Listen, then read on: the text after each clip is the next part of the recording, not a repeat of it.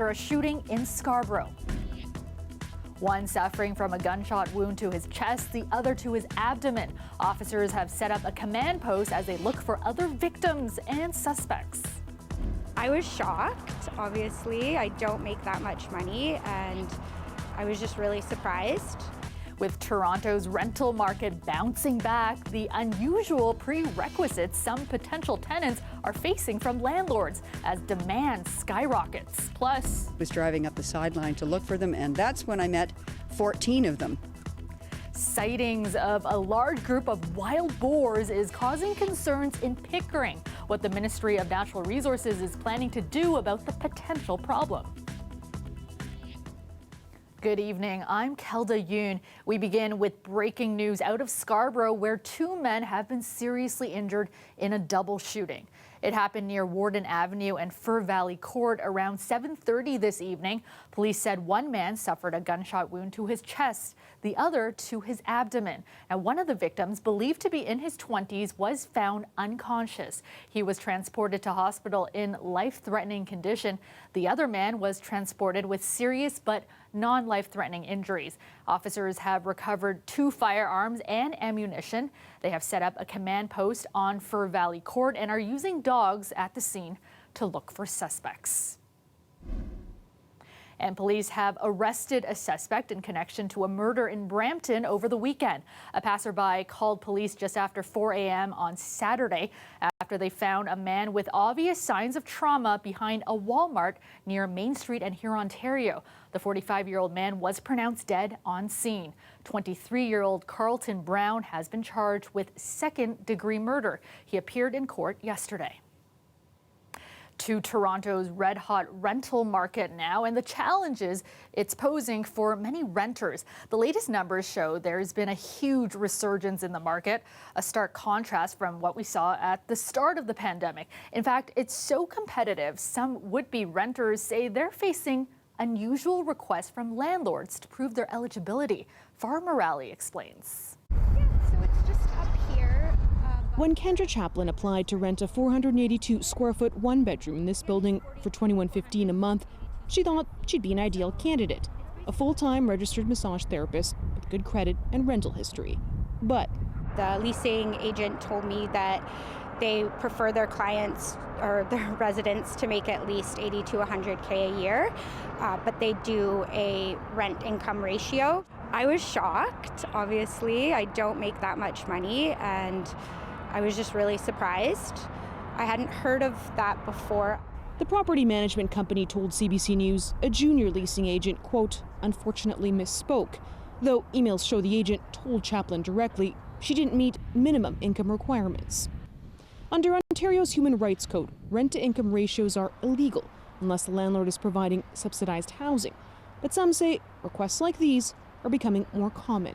The rental market is as hot as the buying and selling market right now. So Sean Ziegelstein says he's heard of everything from landlords wanting to meet a tenant's employer to visiting their current apartment. At the heart of the issue, he says, a lack of supply.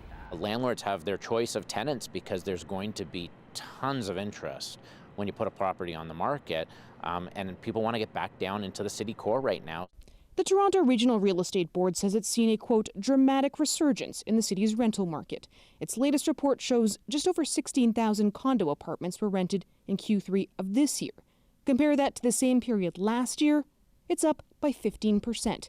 But the number of apartments listed was down substantially, by almost a third. And while advocates say in this competitive sphere, tenants should know their rights, saying no to a landlord can also mean losing a unit. The tenant can only do so much, but we really do need the province to step in and help create more affordable housing across the province. Increasing the supply of purpose-built rental is a priority of our government. Today, Ontario's Minister of Housing said that work is already underway. As for Chaplin, well, she's being evicted by her current landlords so they can move into her unit. But she still hasn't found a new place. I thought that I was in a position where I would be fine. She wonders if she is struggling, just how bad is it for others? Farah Morali, CBC News, Toronto. The Canadian Real Estate Association says 2021 was the busiest year ever for the housing market, with selling prices also climbing to new highs. Now, nationally, home sales increased by more than 8% in October from September, despite indications the market would cool down after the summer. The association says the average selling price for a home was just over $716,000, an increase of 18% compared to the same month last year. The Bank of Canada says current low interest rates will likely rise, prompting more home buyers to jump into the market. Here in Ontario, the market continues to outpace the rest of the country, and the soaring cost of housing is set to become a provincial election issue. The company that does polling for the Progressive Conservatives is surveying voters on how the government can make housing more affordable. Our Queen's Park reporter Mike Crawley has this exclusive story. The high cost of buying a home is not just a big city thing anymore. Prices in the rest of Ontario are rising even more sharply than in the Greater Toronto area. And that makes the cost of housing a potentially province-wide issue in next June's election. Main thing is there's lots of demand and not a lot of supply. And so people really compete super hard for the listings that come out.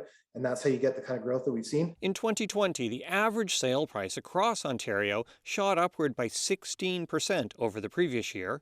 And that province-wide average is on track to jump another 22% this year. Here's a sign that Premier Doug Ford's government could soon take action. I got my hands on a current poll by Campaign Research. That's the PC's polling firm, and it has a whole bunch of questions in it about the cost of housing. The poll asks respondents why they think housing is unaffordable and what the government should do about it. Some of the options: make more land available to build homes, give home buyers a tax credit, or force municipalities to issue building permits more quickly. That last one is on the Premier's mind. And the logjam is at municipalities. When it takes 4 years to get a permit, we're going to sit down with the municipalities and see how the province can help them. Give them the tools that they need to speed it up. Other questions in the poll: should the government override local planning to fast-track home construction? Are real estate commissions too high? And should the province reduce the land transfer tax or even scrap it? There are lots and lots of things that can and should be done. And I just don't see why it has to take a poll to do that. It sounds like it's more about politics than it is about people. We have to address it because it's affecting too many people and making their lives far too difficult. One more sign that the cost of housing is on the political radar: the Ford government recently announced it's creating a task force on housing affordability. Mike Crawley, CBC News, Toronto. A Toronto student thought she had landed a new job with a major clothing retailer. Instead, she had stumbled into an elaborate fake check scam, one that cost her nearly $3,500. Erica Johnson has more in a new Go Public investigation. Ivy Hotchkiss had spent weeks looking online for work to help pay her way through college. Since this was the peak of COVID cases, I figured work from home would be safe for me. The 22-year-old thought she'd been hired by this national women's clothing company. She was sent a contract and a check for almost $3,500, told to e-transfer it to order office furniture, which she did. Turns out it was all part of an elaborate scam. The real Aritzia had nothing to do with it. The fake check bounced. It was the most panicked feeling I've ever felt. According to the Canadian Anti-Fraud Centre, in the first 9 months of this year, almost 1,400 people lost more than $8 million from job scams, often due to fake checks. We're more connected to technology more than ever, working, being at home, being next to a computer. So this basically put a great foundation for scam artists to use in their model to try to trick people. Hotchkiss says she trusted TD Bank because the $3,500 appeared to be in her account for 2 days before she e-transferred it. TD said it was her fault for cashing a fake check, but did offer to put a hold on future checks until they've been verified. I don't understand why this isn't a regular policy for every customer. This would prevent everyone from being scammed. This law prof says given the increase in job scams involving fake checks, all banks need to do more. Because anyone can be a target and a victim of one of these scams. And so having this as a setting, an option that can be used is a good idea. After Go Public got involved, TD did give Ivy Hotchkiss back her $3,500, calling it a gesture of goodwill. Erica Johnson, CBC News, Vancouver. The deadline has now passed for all long-term care staff to get at least one dose of a COVID-19 vaccine to report to work. Long-term care Minister Rod Phillips says there are still some holdouts. We are working closely with any facilities, but they've been in touch with us. There's a little under a dozen facilities, most of them in rural communities where there are some challenges, making sure that they have the support that they need. Today had been set as the deadline for workers to be fully vaccinated against the virus, but the ministry pushed that to next month. Workers without a first dose must provide a legitimate medical exemption to be able to continue working at a long-term care home. The province says 98% of long-term care workers have had their first shot. 95% have had both doses.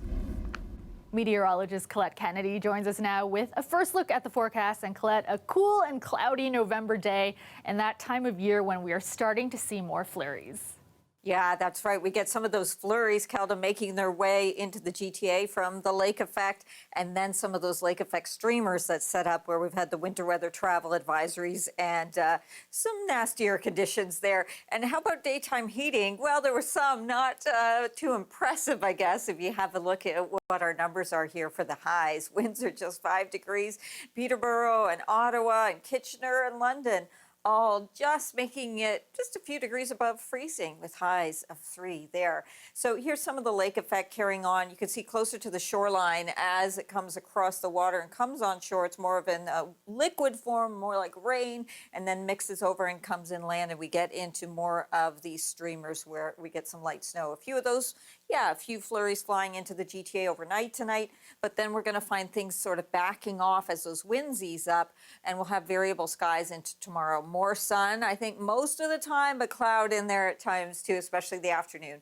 -1 your temperature tonight, and 7 degrees, Kelda, for tomorrow. Right. Thanks so much, Colette. A new report says Torontonians are accessing food banks more than ever before.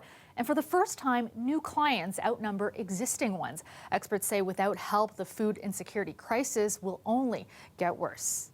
So we are calling for all levels of government to take stronger action to eliminate poverty and food insecurity through affordable housing, income supports, and decent work. According to this year's Who's Hungry report, food bank access is at its highest since 2010. Residents in Pickering are concerned following several sightings of wild pigs. The animals have been identified as Eurasian wild boars, an invasive species that is incredibly adaptive, quick to reproduce, and likely to carry diseases. As our Jessica Ng reports, it's believed they were illegally bred on a private farm. Imagine seeing this sounder of 14 Eurasian wild boars on your suburban property. Not once, but twice in a week. That's a boar dig. Okay, the boar dig there. That's what happened to Pickering resident Mary Delaney. The most recent incident was just this morning. It's unnerving, it's jarring, right outside my kitchen window, rooting around and digging up the lawn. But beyond the damage the restricted invasive species is causing on the fields and farm, she's worried for her family's safety. We're scared to leave the property, honestly. We're certainly scared to walk the dog. But there's this sense of being kind of under siege. Others also reported recent sightings to the Ministry of Natural Resources and Forestry. Provincial specialists have been in the area trying to contain and capture the animals since early November. They destroy private property using their snouts and their tusks to root under the ground looking for food. Ministry research scientist Aaron Cohen says they aren't native to Ontario and the risks go beyond disturbing crops. They compete with the native wildlife for resources. They spread diseases to livestock and to native wildlife and sometimes to humans as well. In October, the province finalized a new strategy to address the risk posed by the Eurasian wild boar in Ontario. Starting next year, owning and farming these wild pigs will be prohibited in the province, though in Pickering, a municipal bylaw is already in place. These are ones that we believe have been bred in captivity and likely have lived on somebody's farm or somewhere close by that have either escaped or somehow gotten out in the wild. The city of Pickering and the province are working to deploy corral traps to help capture the pigs, which they say are more effective than trying to hunt them. You want to remove all the individuals in the social group at once. If you leave a few, because they're such prolific breeders, they'll reproduce and they'll spread rather quickly. The ministry says to contact them if you see any wild pigs in the area. Jessica Ng, CBC News, Pickering. Classes have been dismissed at a Toronto Catholic elementary school because of a COVID outbreak. Nativity of Our Lord Catholic School is located near Rathburn and Highway 427. There are at least 18 confirmed cases at the school. Students and staff have been moved to online learning. There's no timeline yet as to when students will return. And questions tonight about why Ontario is one of the last provinces to sign a childcare agreement with the federal government. Now this as Alberta announced its deal with Ottawa earlier today. Lisa Shing has more. For a lot of Toronto parents, paying for daycare hurts. I'm going to cut into probably most of our savings. It's very expensive. It's over $2,000 a month per kid. And then if you have 3 kids. So they've been waiting for the $10 a day childcare deal since it was announced in Ottawa's budget last spring. Since then, most provinces have signed one with the federal government, but not Ontario. We want a deal. We want the feds to step up their investment. That investment is $10.2 billion, but Ontario's education minister says it isn't enough. What they've offered us, we believe, based on clear modeling, would suggest that the daycare cost per day would be much higher than $10 a day. The biggest sticking point, Ontario pays $3.6 billion for full-day kindergarten, which most other provinces don't have. So it wants Ottawa to make up for that. At this point, the feds say no. Every province is being paid based on the number of children aged 0 to 12. And today, Prime Minister Justin Trudeau had this message while announcing a new deal with Alberta. And I really expect and hope the remaining provinces will step up, come on board. And to these parents, it doesn't matter how an agreement is reached. They just want one. I think it's ridiculous. I think it should have been taken care of a long time ago. It was promised a long time ago. That's disappointing. A lot of parents, they need a lot of help, especially marginalized families that don't have the income to pay full fee. The only other province without a deal is New Brunswick. Lisa Shing, CBC News, Toronto. Mainly clear tonight with more cloudy periods developing overnight and a chilly one out, currently feeling like -2 in the city. Let's go back to Colette now with a look at your extended forecast. And Colette, the winds will ease a bit overnight. Yeah, that's right, Kelda. And as we find those winds adjusting and kind of backing off a little bit, that means we'll be able to put some of the lake effect streamers to bed as well. But it's going to take some time, and we're still looking at some cool conditions, but some of those flurries at times making their way into the city. Variable skies tomorrow. It just means at times more cloud, at times more sun. I think mostly, though, especially to start the day off, we'll have quite a bit of sunshine in there. And certainly into southwestern Ontario, you should be looking at more sun through the day and less of that cloud mixing in. Rain returns, another system that's going to come in, but mild conditions. That's Wednesday. Midweek, it's going to be kind of a one-day only event in terms of the temperature spiking. In terms of the rain, it's going to linger into Thursday, and I'm going to walk you through that here in just a moment. Looking at some of those streamers, they can be very localized, but then as the winds start to back off, you can see it gets a little bit disorganized here. This is 3 a.m., so you see some of this making its way towards Hamilton. That's certainly possible, Oakville, Burlington, through that region. And then what happens as the winds die further is we'll see things kind of calming down. You get a break in the areas where we've had the winter weather travel advisories. Okay, then we look ahead, and although we'll have, like I said, decent sun for much of Tuesday mixing with the cloud, as we get towards Wednesday, it's going to kind of come in round. So we get some scattered showers first, get some breaks here, but not in the cloud deck, and then more rain comes in. And this is all the way into Thursday morning. This is going to be fed further by this. So that's why Wednesday off and on a wet day, breezy at times too, and then even Thursday till we get to about midday, okay? -2 to -5 your overnight lows. In southwestern Ontario, 4 to 6 for the daytime highs. Keep in mind in the morning, knock a couple of degrees off that overnight low in terms of what it's going to feel like. So winds are like about -7 tomorrow morning. And then your temperatures around the Golden Horseshoe as we look ahead. There's that spike, though, that we get into on Wednesday, but it's short-lived. After that, temperatures fall right back down again. All right, thanks. Finally tonight, the city launched a new campaign today designed at getting Torontonians to shop local this holiday season. It's called Show Love TO. The hope is to help businesses that have been impacted by the pandemic. Greg Ross has this story. Please shop local. Please dine local. The mayor says this is one way Torontonians can show how much they love their city this holiday season. If we're going to have a full and complete recovery, it cannot take place without the smaller businesses in the main streets of the city being fully engaged. And the way they're going to become fully engaged in that recovery is if you, the people out there who've done so much to help us get through this pandemic, take this step to support them. And for business owners, there's no bigger time of year. October, November, December are our 3 biggest months, so crucial to our business. Melissa Austria is the founder of the Got Style clothing store in the Distillery District. She says last Christmas was her worst since launching the business in 2005. This year, she's hoping to bounce back by pushing the experience of in-store shopping.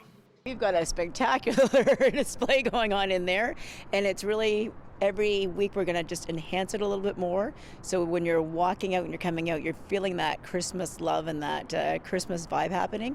But will it be enough to draw back customers who have gotten used to other forms of shopping? And I love shopping online. Just doing shopping with a click of the button, really easy.